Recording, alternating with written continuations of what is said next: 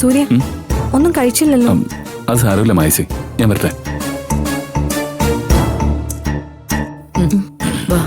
ഇത് ചിലപ്പോ ആന്റിയുടെ അടവെങ്ങാനാണെങ്കിലും. അങ്ങനെയൊന്നും ആവില്ല ഏട്ടാ. എങ്കിൽ പിന്നെ അങ്കിളും മനസ്സേം വിളിക്കില്ലല്ലോ. എന്റെ മോളെ അവരെ അങ്ങനെ വിശ്വസിക്കാൻ പറ്റത്തില്ല. നിന്നെ അങ്ങോട്ട് വരുത്താൻ വേണ്ടി പല നാടകങ്ങളും അവര് കളിക്കും. ഇതൊന്നും ആരും കള്ളം പറയത്തില്ല സേതുട്ടാ. രാവിലെ തിരക്കുള്ള സമയമല്ലേ, അങ്ങനെ പറ്റിയതാവും. പൊതുവെ ഡ്രൈവർ ഇല്ലാതെ ജയ ഒറ്റയ്ക്ക് ഇങ്ങോട്ടും പോകാറില്ല.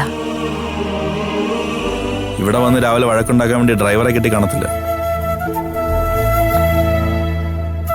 ഇവൾക്കിനി ഇത് മതിയമ്മേ, മുഖം ഇരിക്കുന്നുണ്ടില്ലേ. അനുഭവിക്കുന്നൊന്നും പോരായിരിക്കും മയെ. ബദ്ധശത്രു ആയാലും ഒരു അപകടം പറ്റിയെന്നറിഞ്ഞാ വിഷമം കാണാതിരിക്കും ഏട്ടാ. എടി നിനക്ക് മാത്രമല്ല ഇതുപോലുള്ള സെന്റിമെന്റ്സ് ഒക്കെ ഉള്ളൂ. മറ്റുള്ള ആരും നിന്നോട് അങ്ങനെയൊന്നും അല്ലല്ലോ. അതെന്താ? സേതുവേട്ടനും അമ്മയ്ക്കും മായച്ചിക്കും ഒക്കെ എന്നോട് സഹതാപം തോന്നിയിട്ടില്ലേ? എടി ഞങ്ങളുടെ കാര്യം നീ അങ്ങ് വിട്, മറ്റുള്ളവരുടെ കാര്യം ആദ്യം പറ. പിന്നെ സൂര്യൻ കൂടെ കാണുമായിരിക്കും, അല്ലാതെ വേറെ ആരാ നിനക്ക് വേണ്ടി സഹതപിക്കുന്നത്? മറ്റുള്ളവർ ചെയ്യുന്നത് പോലെ നമ്മളും ചെയ്യണോ ഏട്ടാ? ഇവൾക്ക് ഇപ്പൊ തന്നെ ജയനിർമ്മൽ ആന്റിയെ കാണണമെന്നുണ്ട് സേതുട്ടാ. അത് പിന്നെ കാണാതിരിക്കുവോ? എത്രയായാലും സൂര്യയുടെ അമ്മയല്ലേ, എനിക്കങ്ങനെ തള്ളിക്കളയാൻ പറ്റില്ലല്ലോ. ഏയ് ടെൻഷൻ ആവാതെ നീ. തള്ളിക്കളയാനൊന്നും ഞങ്ങൾ പറഞ്ഞില്ലല്ലോ. ഓ, ഇപ്പോഴത്തെ ഈ അവസ്ഥയിൽ അങ്ങോട്ട് പോകാതിരിക്കുന്നതാണ് നല്ലത്. അറിയാലോ, നിന്റെ നാശം കാണാൻ ആഗ്രഹിക്കുന്ന 2 പേര് അവിടെ കാത്തിരിക്കുന്നുണ്ടാവും.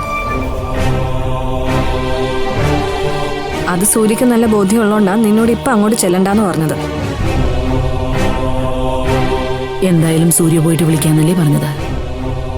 എന്നിട്ട് എന്താ വേണ്ടെന്നുള്ളത് നമുക്ക് ആലോചിക്കാം.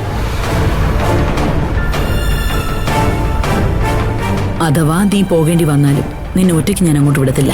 ഞാനും കൂടെ വരും. എന്തിനാണ് അമ്മേ? തൽക്കാലം ഇവിടെ പോകുന്നില്ല, അത്ര തന്നെ.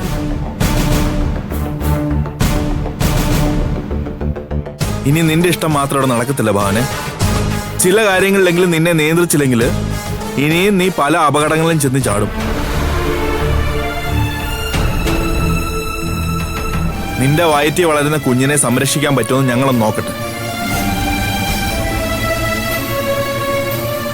കേട്ടല്ലോ ഭാവനെ, ജനിക്കാൻ പോകുന്നത് അനന്തരവനാണെങ്കിലും അനന്തരവളാണെങ്കിലും അമ്മാവിന്റെ പ്രതിജ്ഞ കേട്ടിട്ടുണ്ടാവും.